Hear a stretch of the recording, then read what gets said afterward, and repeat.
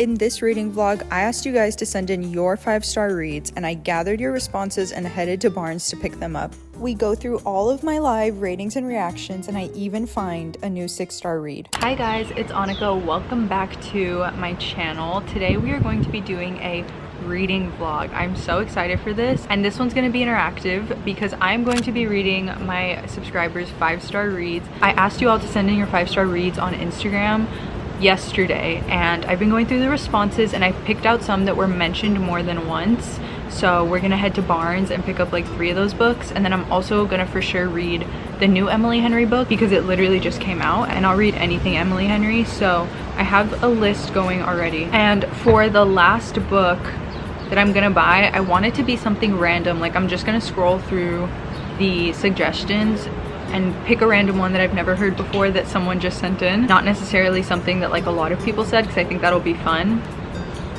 Okay, the one it landed on is The Nightingale. I've never heard of that before. Let's head to Barnes and get the books. I'm here with my latte. It's the perfect Saturday activity. Can't wait to get to reading.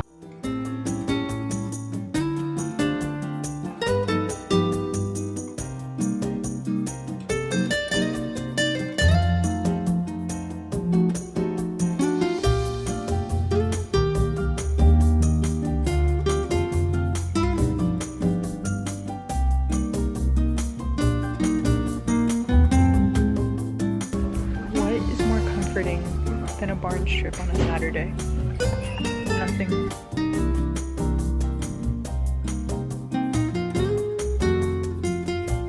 I did not realize how thick this book is.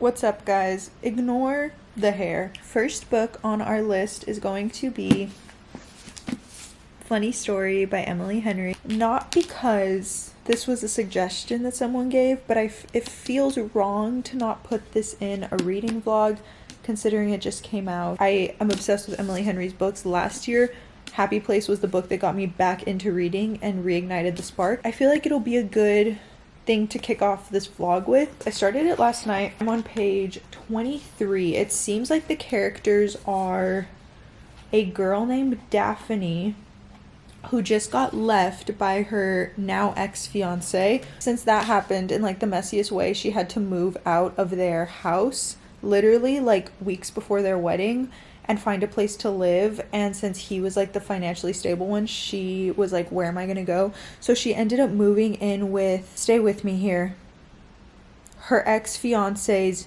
new booze ex-boyfriend. And so now she's living in Miles's apartment, and I am absolutely sure that it's Miles and Daphne that fall in love. Miles seems like rugged. They kind of describe him as just like, I don't know, like kind of messy, kind of grungy, kind of just go with the flow. And Daphne is literally a childhood librarian, so we're gonna see how this plays out.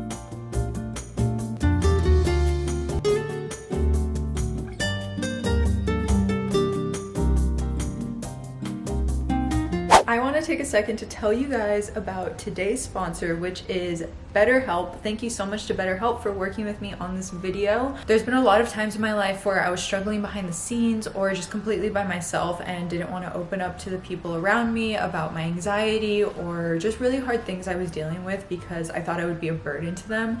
And those were times where therapy literally saved my life. Going and speaking to a licensed therapist was one of the best decisions I have ever made because they were able to completely validate what I was feeling and help me work through it. And now I recommend therapy to anyone around me. It's okay to not be okay and to speak to someone about it, and that is why I love BetterHelp, because they're a company that provides online therapy and makes it super accessible to you wherever you are. You can go to their website using my link and answer a few questions, and then BetterHelp will match you to a professional licensed therapist who has years of experience helping people through their struggles that are just like yours and fits your needs best. And it's totally up to you how you want to do therapy. You can do a video call, a phone call, messaging, and usually after filling out the questionnaire, you will be matched to a therapist within 48 hours. You can get started and book your first appointment, which makes it so easy. So if therapy is something that you have been wanting to try, then you can use my link, betterhelp.com/AnnikaStevie, and you can enjoy a special discount on your first month. Make sure to check it out. Let's get back to the video. I'm here with a small little update. I'm on page 100. I actually was listening to the audiobook and I don't know how I feel about it. I had never listened to one because I never thought I would like it, and I was kind of feeling that way, like I wasn't loving it, but I know different books are better on audio than others. It's cool because it's like a podcast, obviously, and you're just listening to a story while you do stuff, so that aspect of it is nice. However, I would much rather prefer to sit down and read it. That could also just be like depending on the book, so I'm not going to be too harsh on my Audible judgment, but so far we are basically getting to know more of Miles and Daphne's dynamic, and now they've gotten themselves into a bit of a pickle where I think we're getting fake dating, which I love that trope. And so I'm so happy to see that in here, and I'm obsessed. I'm loving it. It's classic Emily Henry. We're barely at the part of the book where it's going to start to pick up, but I thought I would give you all an update.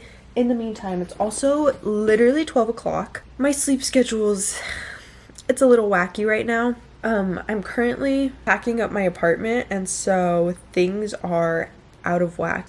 These are Renee's beats that I took. I really like them. They're like chocolate brown because, guys, if I have to say something, unpopular opinion, but also kind of popular opinion, the Apple AirPod Maxes, I think they're overrated. I bought them and I like low-key regret it because I've been wearing his headphones and they're so much more comfortable. They're so much lighter. They don't die every 5 seconds. My Apple headphones, if you don't put them in like that case that they come in, which I also think is like kind of ugly, they die because there's no off button. Like, why would there not be an off button on headphones?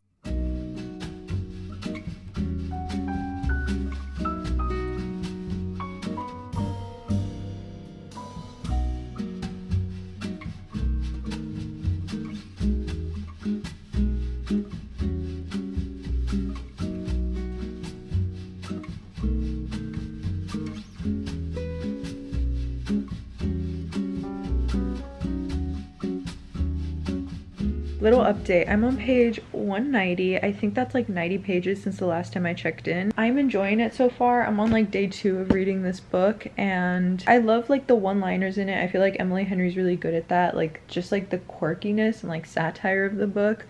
Like, it's funny without being over the top. And I like the characters. I like Miles. I like Daphne. We haven't gotten to the point though where they're like super into each other. Basically, I'm enjoying it, but I'm not obsessed. The setting is small town. When I read Happy Place, I was so obsessed with the setting, and that always helps me in a book because I love when they go away to like a vacation house or when they're in like a different place. But it doesn't even have to be like that. It's just like the way that the author describes it makes you wish that you were there, and that's what I felt with Happy Place. I remember reading it and being like, I literally wish I could go into this book and go into the place where they are. And I don't feel that for this one. I'm not like obsessed with the setting, which is kind of making me like not super obsessed with the story, and intrigued to see where it goes and like if their exes come back into play at all, how that kind of plays out. There's nothing happening where I'm just like, I can't put this book down, but I'm interested to see how it plays out for the second half of the book because we're basically halfway. I don't really got much besides that.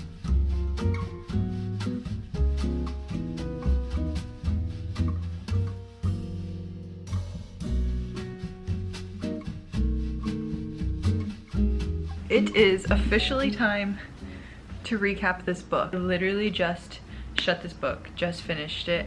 It's fresh. I know some people don't like to give fresh reviews, but I feel like my most honest review is like once I finish it, because I forget things if it's been like even just a few days since I finished it. So I'm usually thinking about the rating as I'm reading it, like what is it feeling like for me? And for this one, I rate this 3.5 stars, which is, I guess, a little bit unexpected for me because Emily Henry is one of my favorite authors. I think she's one of like everyone's favorite authors. It just didn't have like that 4 or 5 star feeling for me. 5 stars, like perfection, I would change nothing. Like, I absolutely loved it. And of course, this is personal preference. Like, this is Annika's preference and Annika's rating, so it could be totally different for someone else. And that's what's beautiful about the books, is like certain ones I feel like are for certain people. And then a 4 star rating for me feels like it was just off by a little bit, but it was like it had that 5 star feel. feeling. Anywhere in threes is like, I got a little bored some places, maybe it dragged along for me a bit, or I wasn't connecting that much. And that's kind of what I was feeling with Funny Story, which is, I mean, it kind of sucks because I was so excited to read this book. Everyone was saying it was like the most anticipated release of the year, which I can't imagine the pressure that Emily Henry must be under, like hearing that. This one just fell a little bit flat for me. The main characters, I really liked Miles, which was the guy. I liked his character. I liked that he was like, he felt very like relatable, I guess. But that being said, I did feel like the characters were fake. Like there's some books where I'm like, these have to be real people somewhere, like these are real people, I'm attached to them like they're real people, and I wasn't feeling that. I felt like their backstories were so, I don't know, almost like forced. I wasn't obsessed with their banter. I feel like it wasn't that great. There wasn't like so much chemistry either between the main characters, so I just felt like it was like lacking a little bit. They're like really wrapped up in like family storylines, and I felt like some of them were kind of like random. Like Daphne's dad like comes into town with Starfire, like his wife, and I just felt like that was so random. I felt like it was honestly like really out of place. The chemistry was just like not there, not making me like need to keep reading. That's Funny Story. Go next to Happy Place.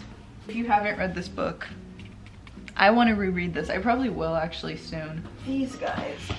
I realized I did not show you guys the Barnes haul from like 3 days ago. I got a few different books for this video, so let's go through them. I'm not sure that we're gonna get to all of them, but we're definitely gonna get to like at least 3 more, and I kind of have a feeling of which ones I want to read. So we have Better Than the Movies by Lynn Painter. I've heard so much about this book. I know it's like a YA romance. I swore I would never read this book because it sounds like everything that I personally would not want to read about. It's just like high school, they work at the movie theater, like crushes, magical prom moment, like that's just not at my alley. But I chose books that several people sent in. We're gonna give it a try. I have Love and Gelato, which was also in the YA section. This is by Jenna Evans Welch. I think this one is about a girl that spends her summer in Tuscany, and I'm sure she meets someone there. Then we have Yours Truly by Abby Jimenez. I'm really excited to read this. I've never read an Abby Jimenez book, and a new one literally just came out this month. So if I love this, which I think I am going to, because so many people rave about her, I'm gonna buy that one. And then I picked one random one that I just like literally closed my eyes and like put my finger on an answer, and what it landed on was The Nightingale by Kristen Hanna. Apparently she's a very famous author. I had not heard of her before, and I didn't realize. I went to Barnes and I was like, do y'all have The Nightingale? This is thick. I did not know how big it was, and I want to read this one. And this is a historical fiction, which I'm excited because it's a new genre. I haven't read historical fiction in a really long time, since high school. Someone said that it's very sad, so we're gonna see, and I think a lot of people love this book. I also got one more thing there, which is like random. I got this journal. It's like a little leather journal, and it has this cutie gold bee on the front, and obviously just lined pages. I'm gonna use this for my Bible studies. I ran out of my Bible journal. What we're going to read next is Yours Truly by Abby Jimenez. This one was sent in a lot. Abby Jimenez in general was sent in a lot. Oh my gosh, it's about doctors. I'm excited to see what this is about. Okay, we're gonna start this one. I'll give you guys updates as we go.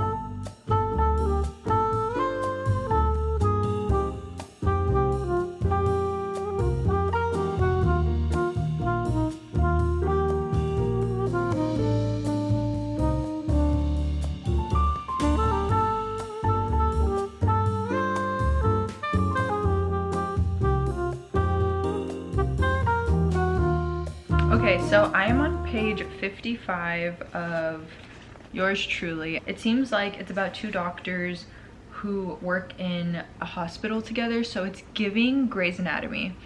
And their names are Brianna and Jacob, and it looks like it's building up for Jacob to be doing something huge for Brianna and like for her family. His character seems very like serious. He's very anxious. I feel like he's not the typical like confident, brooding male character that we're used to in romance books, which is kind of refreshing.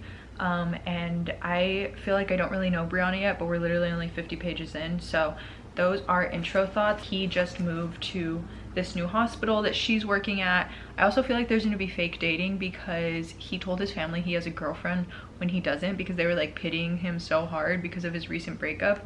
And I just somehow feel like Brianna's gonna get wrapped up into that, but I could be wrong. I'm making guesses. I like it so far. The setting is different, obviously, because it's like a hospital, and I don't like health talk, so that's one thing about this book. I get why it's like makes the story more dramatic, so that's just literally personal preference. But I just wanted to give you guys an update. I've been listening to it on audiobook while I pack, but I'm gonna sit down right now and read for a little bit. And I'm going out of town this weekend, so I'm gonna take it with me, and hopefully by the time I get back, we're finished with it.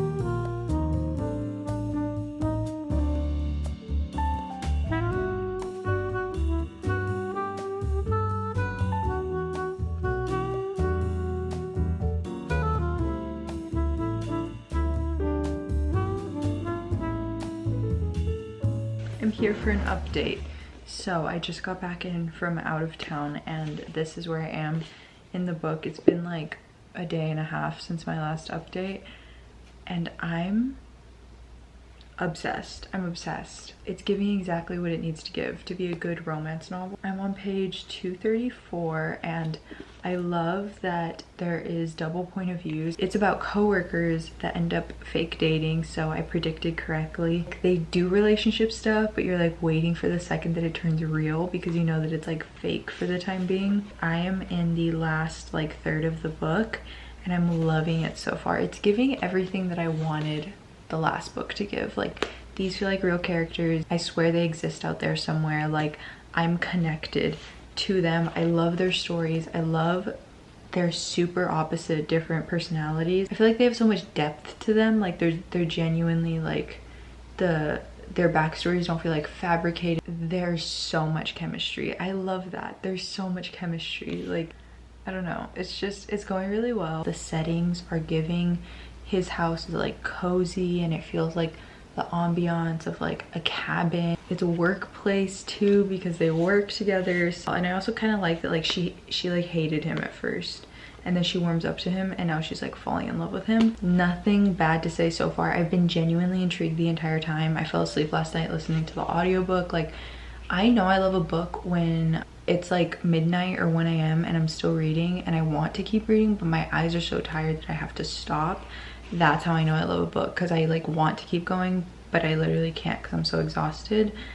That's what this is giving. It has unfortunately come time to pack up the book nook. I'm moving in the midst of this reading vlog. It's only fitting, since I made the book nook during a reading vlog, that I would also pack it up during this one. I've been listening to the audiobook of yours truly. I want to try and finish this today, row this on, and pack up beloved book nook. But don't worry, she's gonna be making an even bigger return at the new place.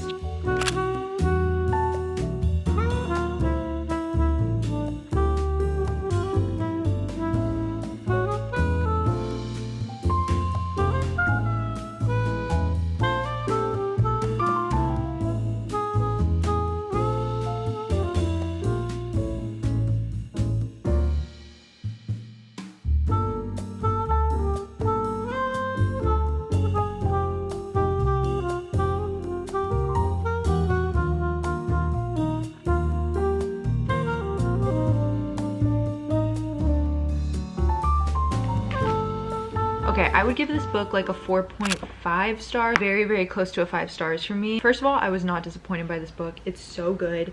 It lived up to the hype. I'm obsessed with Abby Jimenez's writing, and now I need to read more of her books. Like, when we got to know Brianna and Jacob, and they were doctors in the ER together, ended up fake dating, had this kind of situation that they needed to get through. Throughout the fake dating and that arrangement, they ended up obviously falling in love, and we get to kind of see that and how it plays out, but also like them individually dealing with their own personal vices and how that kept them out of the relationship for so long. I would say the only reason it wasn't a 5 stars for me was because of the fact that I feel like we got so little of the relationship. We got like so few pages. I feel like most of it was them together and just like doubting that they should actually be together. Besides that, like the pages that we did get of them like actually in the relationship was really sweet. It's just like basically the entire book was built up. I love the plot and like how the love story came to be. I really liked the way it played out.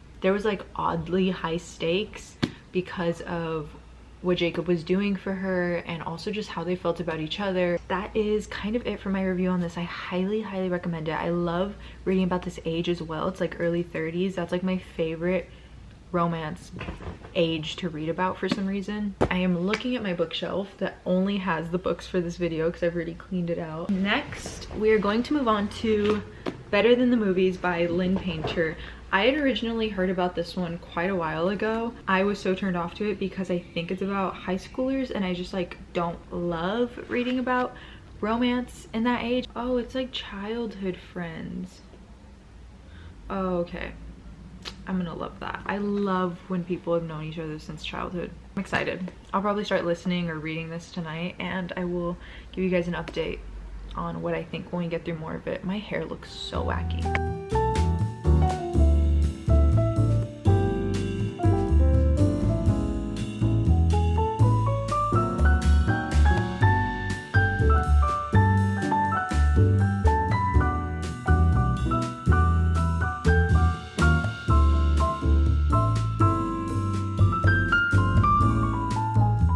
Okay guys, we are 100 pages through Better Than the Movies and I want to give you an update. So far, this is about two high school seniors. It's about Wes and Liz is a rom-com obsessed 18-year-old girl who is into this guy named Michael, and Wes is basically wingmanning her and helping her shoot her shot. But her and Wes have been friends since childhood because they're actually next door neighbors to each other.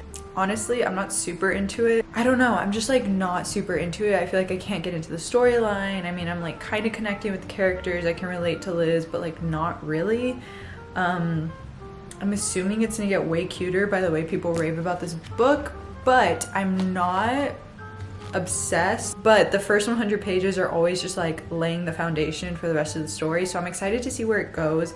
I'm really interested to see if I completely change my mind by the end of this, but I just wanted to let you know that right now Wes is wingmanning for Liz, but I think they're about to start fake dating to make the guy that she likes jealous. Just initial thoughts, wanted to give you an update. We're 100 pages through and it's going all right so far. I hope it picks up from here.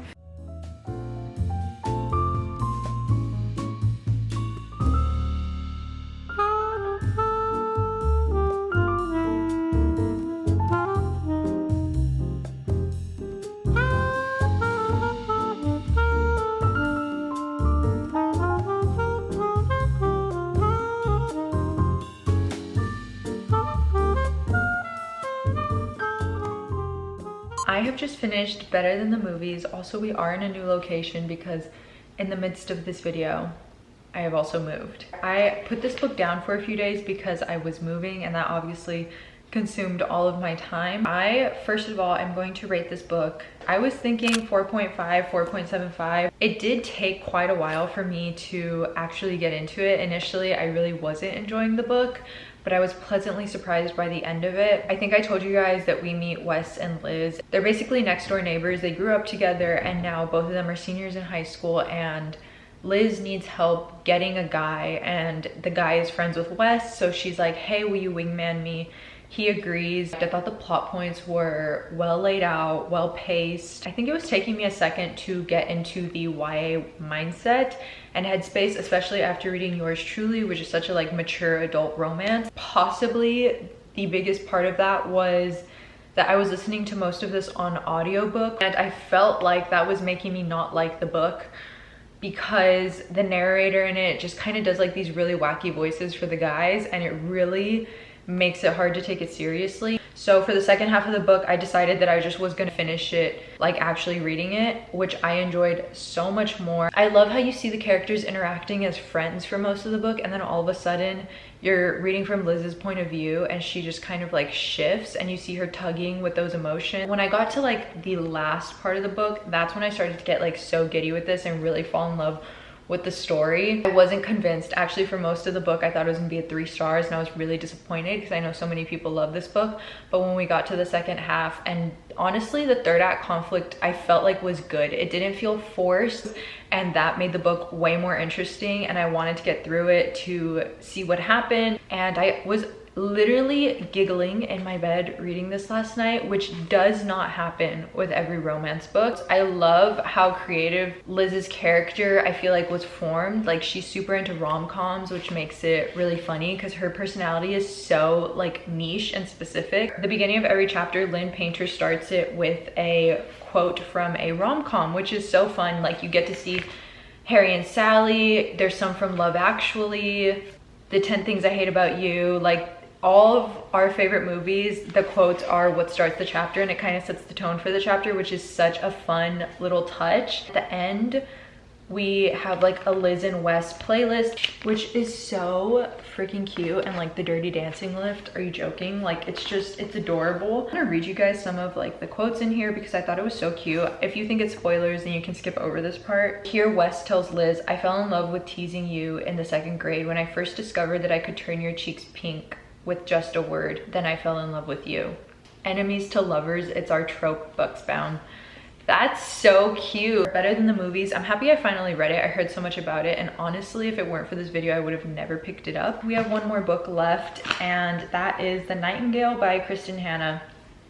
Guys, this is intimidating to me because it's the last book, and I want to finish this video, and I want to finish this within like 2 days. However, it's also the biggest book. I don't really know what it's about. I do know it's about a girl during German occupied war-torn France. We're going in deep with it. I haven't seen any reviews on it, but I will update you when I get further into this. I am on page 95 of The Nightingale. So far, I absolutely love it. I'm obsessed with the writing. Kristen Hanna is so good at the way she's telling the story. I literally feel like I'm in it with the characters, and I'm already super intrigued. We're following 2 sisters. Their names are Isabel and Vienne. They are currently trying to survive in what is becoming German occupied France, and we're just following them individually. It's 2 different POVs, and it's constantly switching even within chapters,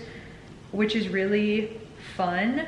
And the sisters are like complete opposites. So one is like super optimistic that the war's not going to be anything and that it's going to be really easy, and the other sister's like, we literally need to get out now. And she's very adventurous. She takes charge. We're seeing them in this dynamic of trying to figure out how they're going to survive. Also, just like their inner dialogue of the despair that they're feeling going through all of this, the fact that their home has been overrun. And just the writing is so poetic in parts. She just uses such good metaphors that make you understand it in like such a deeper way. I'm loving it so far. I'm loving it. So I'm gonna sit down for a while and get through another chunk of this book, hopefully.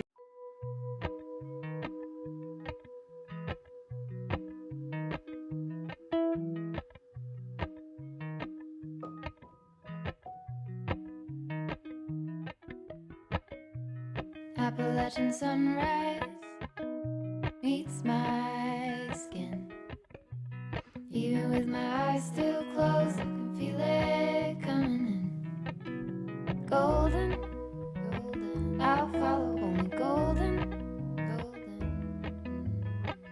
golden, golden things.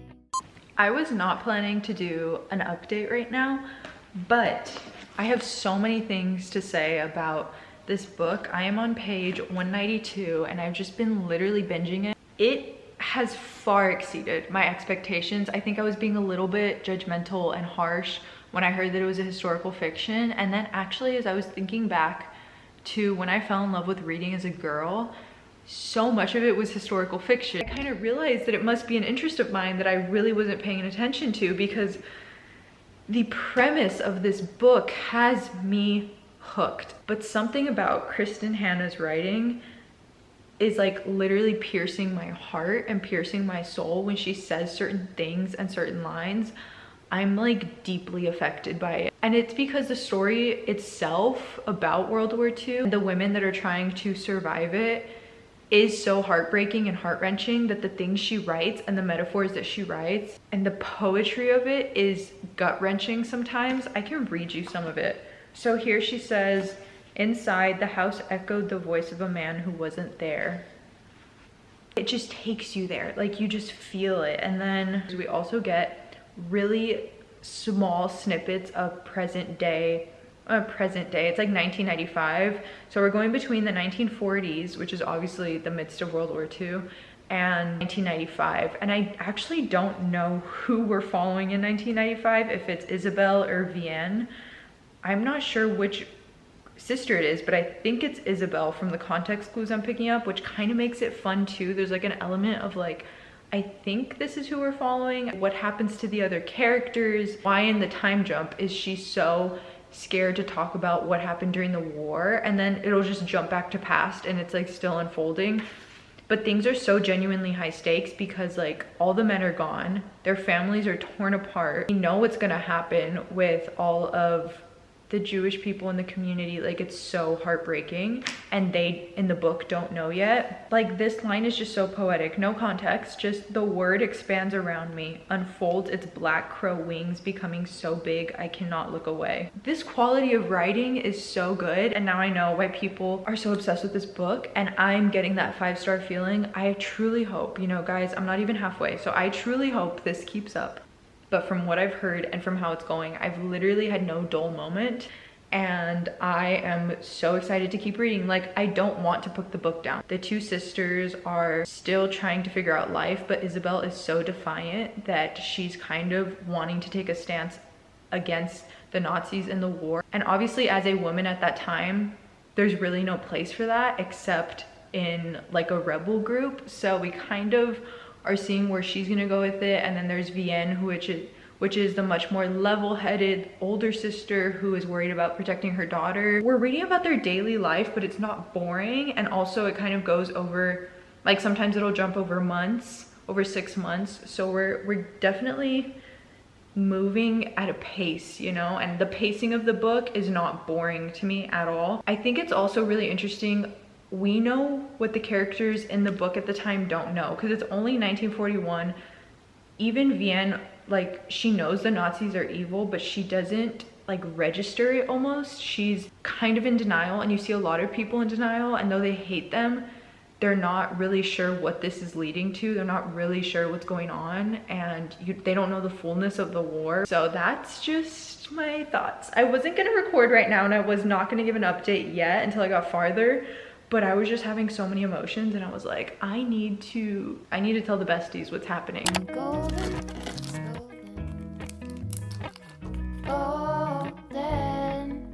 golden things.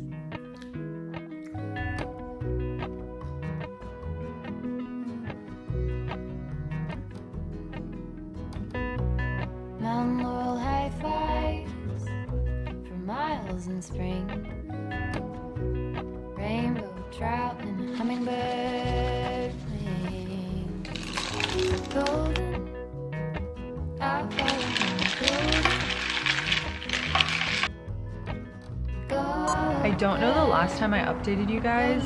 I think it was around page 220, and now I am on page 400 exactly, chapter 28. Just sitting outside in the most beautiful Sunday morning. So at this point, I am over halfway through the Nightingale, and let me just say, it's going great. Like, I have not gotten bored for 1 second, and to be on page 400 and to literally not have really gotten bored at all is such a good sign, and it's still feeling like a 5-star read for me.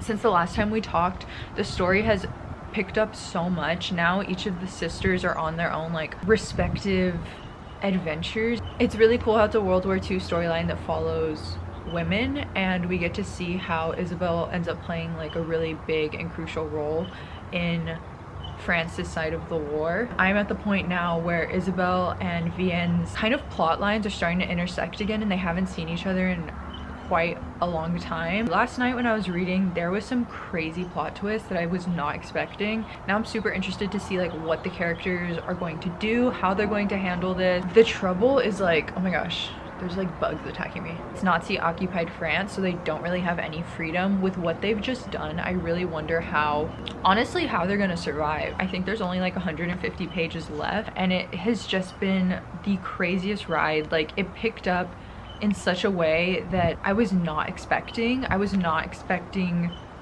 even like the kind of little bits of romance that are in there, but it just shows like the reality of war and how these were still people.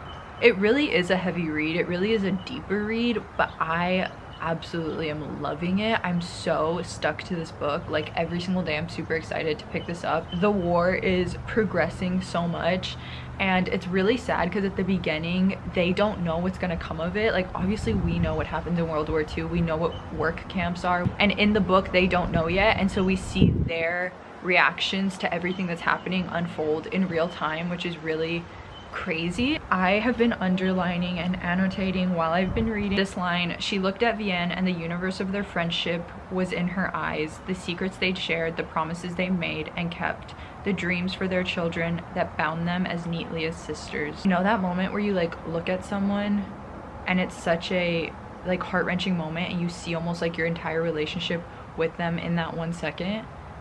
She explained that so perfectly. Probably update you once I finish it. This has been the book so far that I've enjoyed the most. I follow only golden,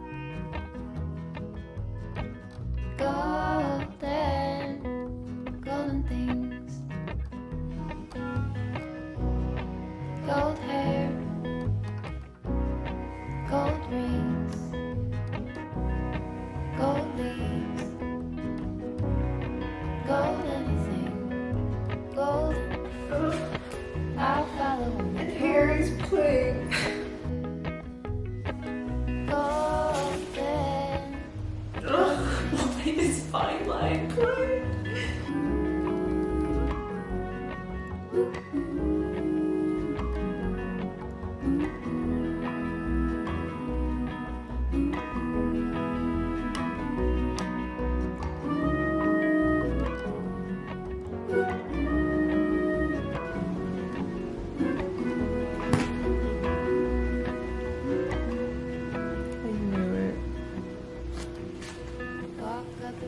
Oh no.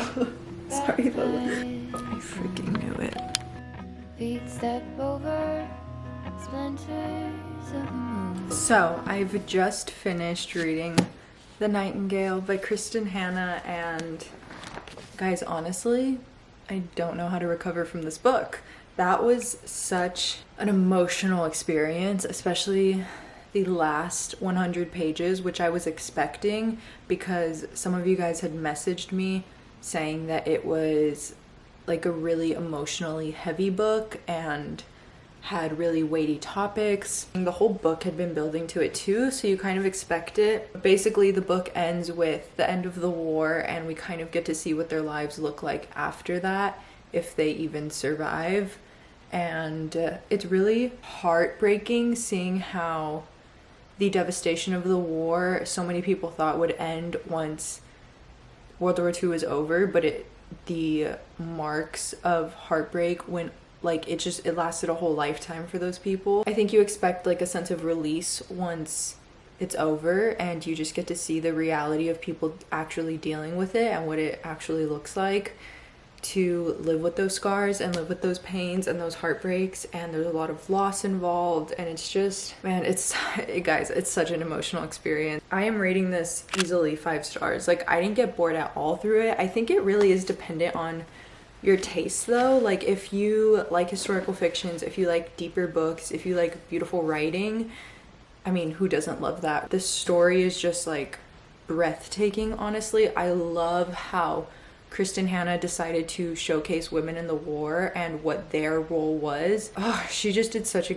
good job portraying it. And I read the author's note at the end, and she said that she sat with like a lot of survivors of the war. She sat with women who fought by hiding Jewish people in their homes and by just being involved in all these really dangerous underground things and what their stories were, and that's what she wanted to focus on, because so many times we hear about the heroism of the men, and that's well deserved, but we don't hear about what the women sacrificed and how. And so I just thought it was such a beautiful take on this. And wow, following the two sisters, there's two different timelines. So you're in the World War II timeline, and then you're also in 1995, and just seeing even the toll it took in 1995 that she was still dealing with was so heartbreaking. I just think it's a story that needed to be told. Like, I have a whole new appreciation for what women did during the war and for the ways that they were so brave.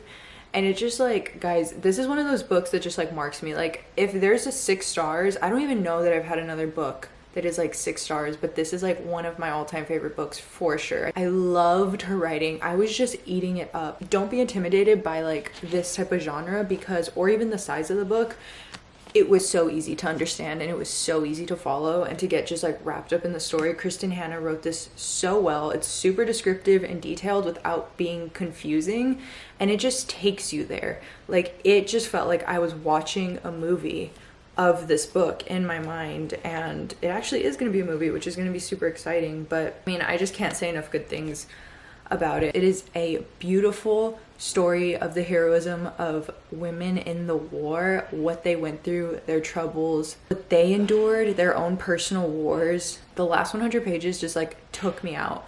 Ugh, you think the heartbreak is gonna end, and then it just like keeps going, but it's not like I wanted to keep reading. I will say though, trigger warnings for this book. There is essay in it and just a lot of really dark, abusive topics. If that's not something you want to read about, definitely don't pick this book up, because it's a very accurate portrayal of what happened, which is just really, I mean, honestly disturbing at a lot of times. But like I said, I feel like it's a story that needed to be told, and it has like made it to the top of my 6-star reads. So if you sent it in, thank you so much, because I would not have probably picked this up soon or maybe ever if it wasn't for this video. So that's why I love doing reading vlogs like this, or like interactive videos, because I get to try things that you guys recommend. To wrap it up, I'm going to give like final ratings. I know I did it throughout the video, but I do feel like they've actually changed, which is maybe why people wait a little bit before rating a book, but it's okay. We started off with Funny Story by Emily Henry. I gave that 3.5 stars, I believe. And then I went on to Abby Jimenez's Yours Truly. I gave that 4.5 stars. We read Better Than the Movies by Lynn Painter. I actually took that down to a 4 stars just because I didn't enjoy really the beginning of the book, and I just had a hard time getting into it. It was still just such a good YA romance, lighthearted, easy to get into, easy to follow along with. Still really enjoyed it, but honestly looking back, I think I was just really excited by the ending of the book because of how much I loved it, but the overall rating would be about a 4 stars. And then of course we finished off with The Nightingale by Kristen Hanna. Easily 5-6 stars. So I have all of that on my Goodreads. If you want to follow me, I will have it linked down below. But thank you guys so much for coming along this reading journey with me and just hanging out with me while I read your 5-star reads and all my reactions too. I love filming. My paper blind just fell off my window. I love filming these videos in between my vlogs. They're so much fun for me, and I am a reading girly at heart. If you have any bookish video ideas you want to see me do, make sure to let me know and I will add them to the list. But until then, I will see you all very soon in my next video. Also make sure to like and subscribe if you enjoyed, and follow me on Instagram if you want to keep up with me.